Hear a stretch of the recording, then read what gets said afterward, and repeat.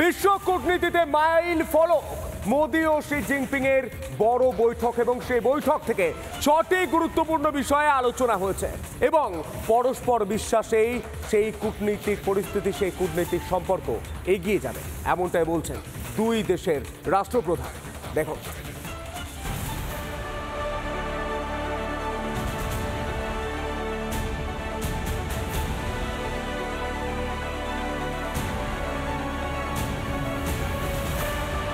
ভারত চীন দোস্তির নতুন উড়ান, আমেরিকার শুল্কের বিরুদ্ধে নয়া রণনীতি, 7 বছর পর চীনে প্রধানমন্ত্রী নরেন্দ্র মোদী, যার উপর নজর বিশ্বে, কারণ অবশ্য জলের মতো স্পষ্ট। এসসিও বৈঠকের আগে ভারত চীন দ্বিপাক্ষিক বৈঠক। চীনের বন্দর শহর তিয়াংজিংয়ে মুখোমুখি হন প্রধানমন্ত্রী নরেন্দ্র মোদী ও চীনের প্রেসিডেন্ট শি জিনপিং।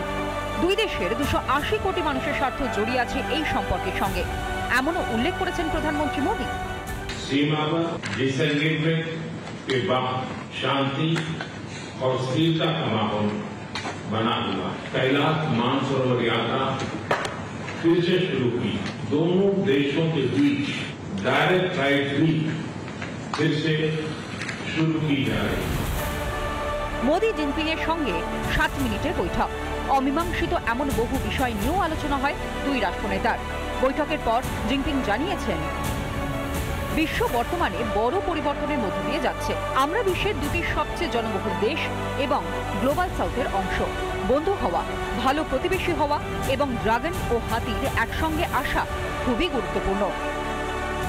তিনটে দেশই এখন চাইছে যে আমেরিকার দাদাগিরি থেকে নিজেদেরকে কি করে বাঁচানো যায়।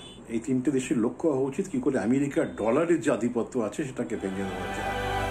কাছাকাছি ভারত চীন, এতেই পাকিস্তানের বুকে চিনচিনে ব্যথা। একেতেই অপারেশন সিঁদুরে কোমর ভেঙে দিয়েছে ভারত, আর এবার ধাক্কা সোজা পাকিস্তানের বুকে। বেজিং এর সঙ্গে দিল্লির বন্ধুত্ব মানেই তো ইসলামাবাদের সঙ্গে দূরত্ব। অন্যদিকে ওয়াশিংটন তো কড়া বার্তা। রিপাবলিক বাংলা। নানা ধরনের কন্টেন্ট দেখার জন্য লাইক করুন, শেয়ার করুন আমাদের ফেসবুক পেজ, সাবস্ক্রাইব করুন আমাদের ইউটিউব চ্যানেল। পাশাপাশি অন্যান্য ব্রেকিং নিউজের জন্য অবশ্যই চোখ রাখুন রিপাবলিক বাংলায়।